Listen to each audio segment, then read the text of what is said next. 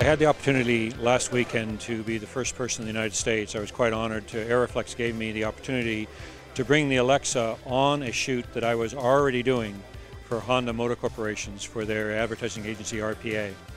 And I got permission from Honda, the client, and also from the agency to bring the Alexa on and shoot side by side. I was shooting 435s and film.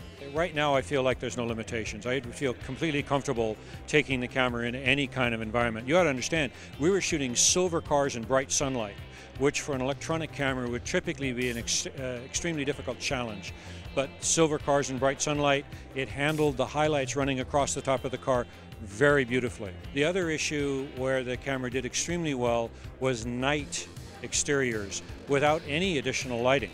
Just using the available light on the street with the street lights, shot with master primes wide open, and it was absolutely gorgeous. In my mind, it's a epiphany or a turning point in the development of motion picture imaging equipment.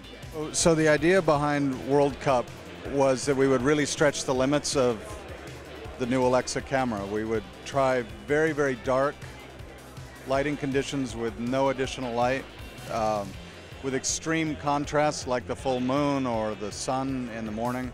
So both highlight and low light to test the dynamic range and really find out about the colorimetry of the camera. We want to do further tests, but I think that this camera will hold smoke, water, reflections. Extremely delicate keys are possible with the Alexa because the blue channel is so quiet. You can drop it right into your laptop and be cutting right away, which is really important. I mean, I think the price point of the camera is excellent compared to anything that is comparable in the market. The size, the dynamics, the design, and of course the quality is better than anything I've seen yet. So I can't wait to shoot more projects with it. At Fotokem, we actually brought in the uncolor corrected images in log C space. We applied the log to linear LUT and timed all the images for what you're going to see tonight.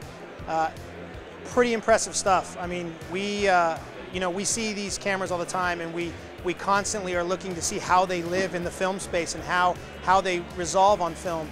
And from what we've seen with this camera, just in the short period of time of testing, it's a game changer. Right now at the moment, film is still the popular format for the big screen. I believe this camera here will be the bridge that this will now be very good for the big screen. It's the first time that I see the Alexa. I think I'm very, very excited. I think it's a great looking camera, and we can't wait just to get a few of them for testing purposes. It's going to be very memorable in the history of filmmaking, and I think a great camera to bring the digital filmmaking era back to the filmmaker. But I'm interested, and I do respect what they've done to make it portable and more like what we're used to, a film camera.